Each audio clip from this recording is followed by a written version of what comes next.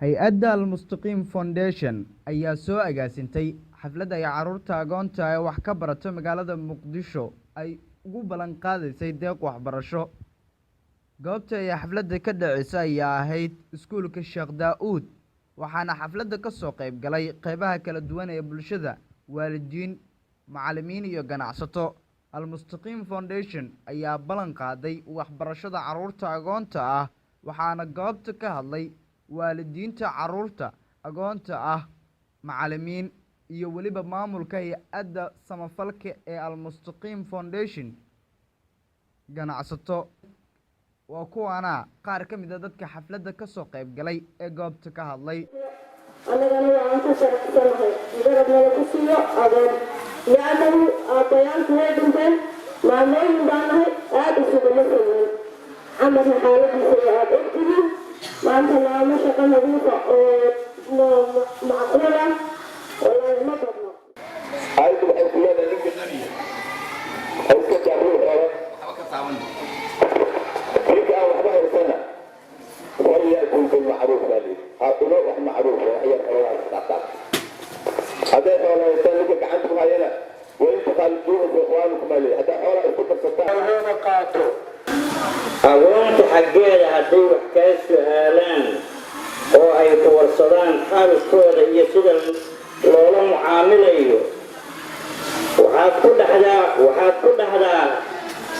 إن مارتي لوناجيو oo wax loo qabto oo islaax loo sameeyaa khayr ah haddii aad wax ku dirsatiin ood dheediin ood agoonta iyo adinku aad isdhex geshiin ood wax isla cuntiin oo maaragtay maalkooda loogu shaqeeyo oo ay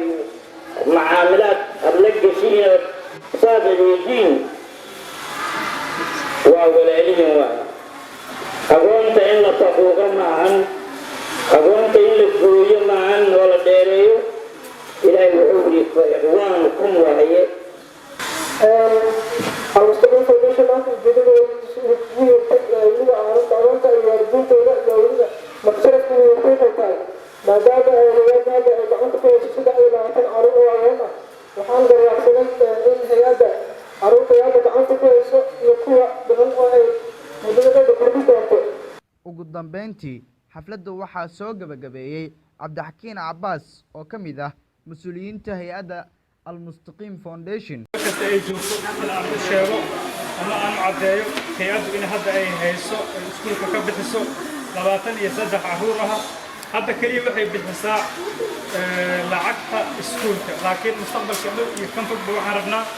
in aan bixinno cuntadooda iyo dharkooda haddii rabbi ogolaado xataa haddii nuu suurto gasho inaan u samayno meel ay seexdaan oo caafimaadkoodana aan ka warqabno waxyaalaha ay hay-addu qabato keliya ma ahan bixidda iskuulka hay-addu waxay qabataa caafimaadka carruurta hadda agoonta isku soo wada duubo hay-adda samafalka ee Al-Mustaqim Foundation ayaa horey gargaar samafal ah u fidisay barakacayaal iyo waliba arday ku kala dhaqan guud ahaan koonfurta iyo bartamaha Soomaaliya.